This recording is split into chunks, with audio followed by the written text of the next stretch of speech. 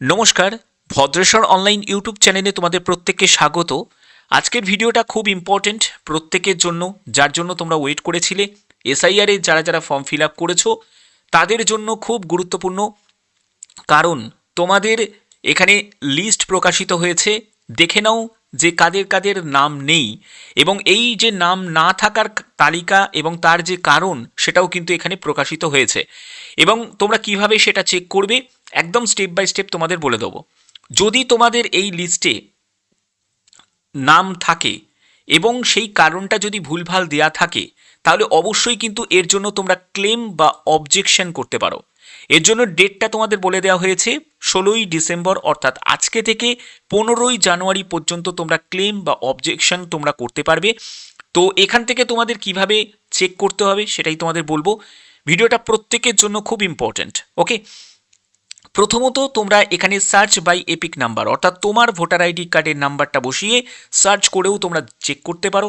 ঠিক আছে, দ্বিতীয় সেটি হলো download ASD list, assembly constituency and part number. এখান থেকে তোমাদের কি করতে হবে, তোমার ডিস্ট্রিক্ট এখান থেকে সিলেক্ট করতে হবে, অ্যাসেম্বলি কনস্টিটিউয়েন্সি তোমাকে এখানে সিলেক্ট করতে হবে। প্রথমে আমি ডিস্ট্রিক্ট সিলেক্ট করে নিচ্ছি। এখান থেকে আমি ডিস্ট্রিক্ট সিলেক্ট করলাম, যে কোনো তুমি ডিস্ট্রিক্ট সিলেক্ট করতে পারো, যেটা তোমার জেলা অবশ্যই সেটাই তুমি সিলেক্ট করবে। এবং তোমার এখানে অ্যাসেম্বলি কনস্টিটিউয়েন্সি তোমাকে এখান থেকে সিলেক্ট করে নিতে হবে।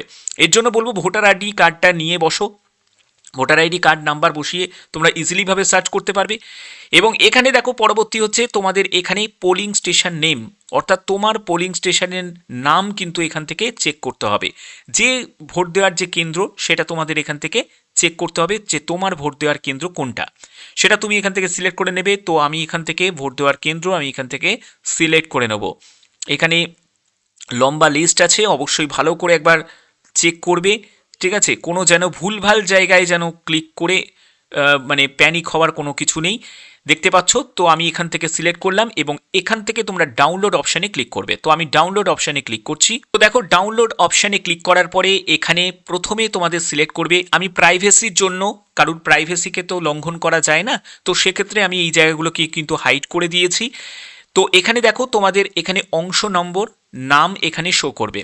এখানে দেখো 244 এটা, এবং এখানে যে পোলিং স্টেশনটা আমার পোলিং স্টেশন সেটা কিন্তু আমি এখান থেকে সিলেক্ট করেছিলাম এবং সেটাই কিন্তু এখানে পিডিএফে শো করছে। এবং এখানে তোমার ক্রমিক নম্বর তোমাদের এখান থেকে দেখে নিতে হবে। এপিক নম্বর অর্থাৎ ভোটার আইডি কার্ডের নাম্বার, তোমার নাম, সম্পর্কের ধরন। ঠিক আছে, তুমি বাবা বা স্বামী যার সঙ্গে সম্পর্ক সেই অনুযায়ী তোমাদের এখানে দেয়া আছে। সম্পর্কযুক্ত ব্যক্তির নাম অর্থাৎ তোমার অভিভাবকের নাম কিন্তু এখানে শো হবে। পুরনো অংশ নম্বর, তারপরে হচ্ছে পুরনো অংশের ক্রমিক নম্বর এখানে শো হবে। তোমার বয়স কত সেটা কিন্তু এখানের আগের কিন্তু নয়, 2002-এর কিন্তু নয়, এখন বর্তমানে তোমার বয়স কত সেটা কিন্তু এখানে শো হবে। পরবর্তী হচ্ছে এখানে লিঙ্গ, পুরুষ মহিলা সেটা। এবং সবথেকে গুরুত্বপূর্ণ এই জায়গাটা আমি একটু জুম করে দিই, তাহলে তোমাদের একটু বুঝতে সুবিধা হবে। এই জায়গাগুলো তোমরা ভালো করে বুঝে নাও যে এখানে কি বলছে। তো দেখো এই জায়গাটা খুব ইম্পর্টেন্ট, সেটা হলো যে সংগ্রহ না হওয়ার কারণ। এখানে কিন্তু কারণটাও তোমাদের বলে দিয়েছে যে এমনি এমনি তোমাদের কিন্তু লিস্ট থেকে যে লিস্টে যে নাম তোলেনি তা কিন্তু নয়। কারণগুলো বলেছে, যেমন হচ্ছে খুঁজে পাওয়া যায়নি অনুপস্থিত, অর্থাৎ বিএলও গেছে কিন্তু তোমাদের খুঁজে পাওয়া যায়নি সেগুলো। মৃত ব্যক্তি স্থায়ীভাবে স্থানান্তর, অর্থাৎ অন্য জায়গায় পার্মানেন্টভাবে সে ট্রান্সফার হয়ে গেছে, অন্য রাজ্যে চলে গেছে সেটাও। তারপরে খুঁজে পাওয়া যায়নি অনুপস্থিত, স্থায়ীভাবে স্থানান্তর, মৃত, খুঁজে পাওয়া যায়নি অনুপস্থিত। তো এই রকম কিন্তু তোমাদের কারণগুলোও কিন্তু এখানে ক্লিয়ার করা থাকবে। যদি দেখো যে এই লিস্টে তোমার নাম রয়েছে এবং তোমাদের যে কারণটা বসিয়েছে সেগুলো ভুলভাল কারণ, তাহলে তোমাদের কি করতে হবে, তোমাদের অবজেকশন করতে হবে 16ই ডিসেম্বর অর্থাৎ আজকে থেকে 15ই জানুয়ারি পর্যন্ত। ঠিক আছে, এর জন্য তোমরা কি করবে, বিএলওদের সাথে তোমরা যোগাযোগ করবে। তাদের সাথে যোগাযোগ করেই কিন্তু তোমাদের এই প্রসেসটাকে কমপ্লিট করতে হবে। বা এটা নিয়ে তোমাদের আলাদা আলাদা করে ভিডিও আমি দেবো, যদি তোমরা চাও যে তোমাদের যে এই লিস্টে নাম রয়েছে এবং ভুলভালভাবে তোমাদের এখানে দেয়া হয়েছে, রিজনটা ভুলভাল দেয়া হয়েছে।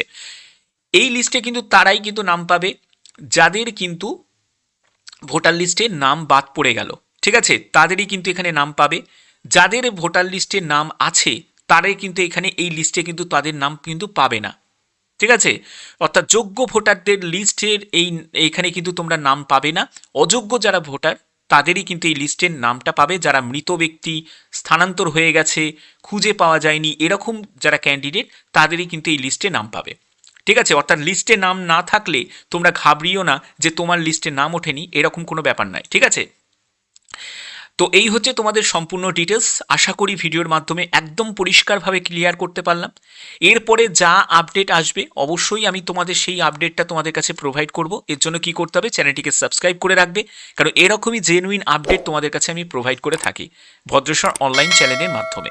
তো এখনের মতো এটুকুই, ধন্যবাদ।